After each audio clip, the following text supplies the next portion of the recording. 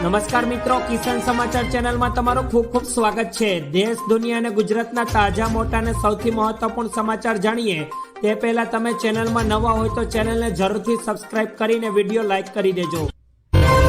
આજના સૌથી મોટા સમાચાર, રાજ્યમાં ભાદરવો વરસાદથી રહેશે ભરપૂર। હવામાન નિષ્ણાત અંબાલાલ પટેલે વરસાદને લઈને આગાહી કરી છે અને તેમનું કહેવું છે કે આવતીકાલથી રાજ્યના વાતાવરણમાં મોટો પલટો આવશે, તેમજ 4 થી 6 સપ્ટેમ્બર દરમિયાન ભારે વરસાદની આગાહી છે।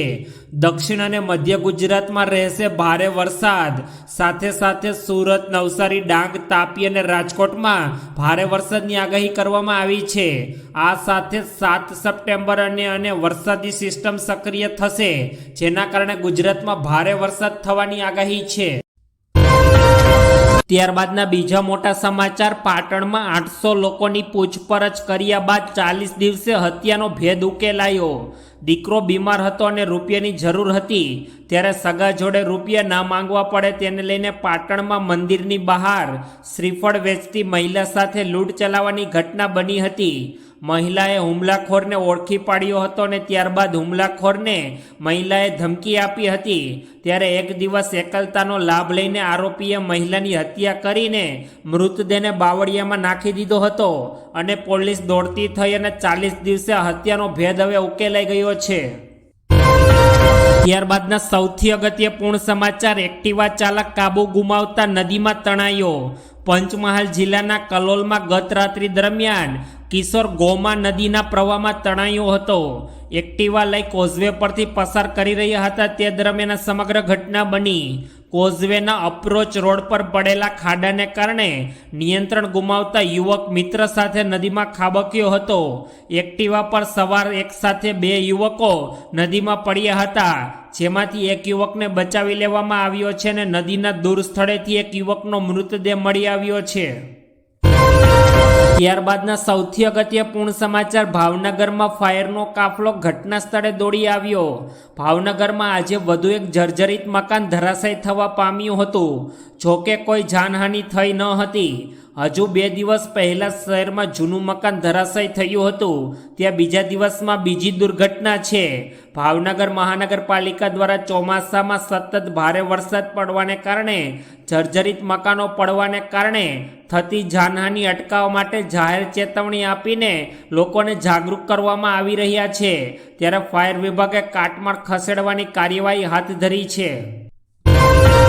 ત્યારબાદના સૌથી અગત્યપૂર્ણ સમાચાર વડોદરાથી સામે આવ્યા, જેમાં વડોદરામાં પૂર બાદ મોટી સમસ્યા સર્જાઈ છે। વિશ્વામિત્રી નદી કાંઠે બનાવેલ સેફટી દિવાલ ધરાશાયી થતાં પૂરના પાણી બંગલાઓમાં ફરી વળ્યા છે। સેફટી વોલ તૂટતા બંગલાઓમાં પૂરના પાણી ફરી વળતા સ્થાનિકો અકળાઈ ગયા છે। ઘટનાની જાણ થતાની સાથે ધારાસભ્ય ચૈતન્ય દેસાઈ ઘટના સ્થળે પહોંચ્યા અને સમગ્ર પરિસ્થિતિને કાબૂમાં મેળવી છે તથા રહીશોની આખી સોસાયટીનો સર્વે ખર્ચ કરાવી આપવાની પણ વાત કરી છે। સામ્રાજ્યમાં એક્સેનેશન બંગલામાં પણ પાણી ઘૂસ્યા છે। ત્યારબાદના ખૂબ જ આશ્ચર્યજનક સમાચાર, દીપડાએ શ્વાન પર હુમલો કરતા શ્વાને દીપડાને ભગાડ્યો। વલસાડના રોલા ગામમાં દીપડાએ દેખાડા દીધી છે।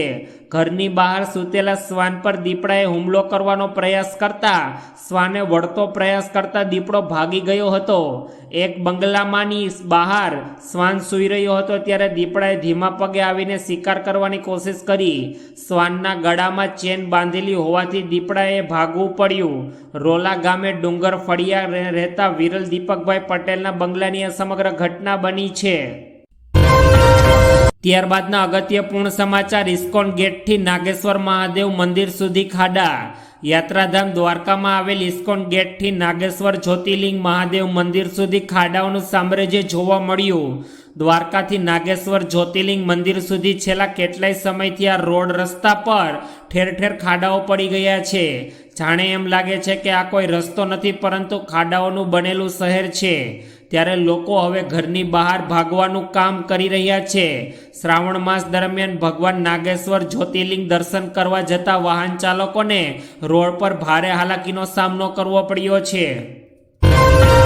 ત્યારબાદના ખૂબ જ દુઃખદપૂર્ણ સમાચાર, અમદાવાદનું ઓડ ગામ પાણીમાં ગરકાવ। અમદાવાદ તાલુકાનું ઓડ ગામ પાણીમાં ગરકાવ થતાં સ્થાનિકોને ઘરની બહાર નીકળવા માટે ટ્રેક્ટરનો સહારો લેવો પડ્યો છે. આ ઓડ ગામ ધારાસભ્ય બાબુભાઈ પટેલનું વતન છે. ગામમાં આવેલું મેરડી માતાનું પ્રખ્યાત મંદિર આવેલું છે. રોજના હજારો શ્રદ્ધાળુઓ અહીં દર્શન કરવા માટે આવતા હોય છે. ત્યારે શ્રદ્ધાળુઓ માટે ગ્રામ્યજનોએ ટ્રેક્ટરની વ્યવસ્થા કરી છે. ગામમાં આવવા જવા માટે અત્યારે માત્ર એક ટ્રેક્ટરનો સહારો છે. ઓડ ગામમાંથી અત્યારે ગ્રાઉન્ડ ઝીરોનો રિપોર્ટ પણ કરવામાં આવ્યો છે. ત્યારબાદના ખૂબ જ મહત્વપૂર્ણ સમાચાર. બિસ્માર માર્ગોને લઈને કોર્ટમાં ફરિયાદ દાખલ. સ્ટેચ્યુ ઓફ યુનિટીને જોડતા ઝઘડિયા તાલુકાના બિસ્માર માર્ગોને લઈને કોર્ટમાં ફરિયાદ દાખલ કરવામાં આવી છે.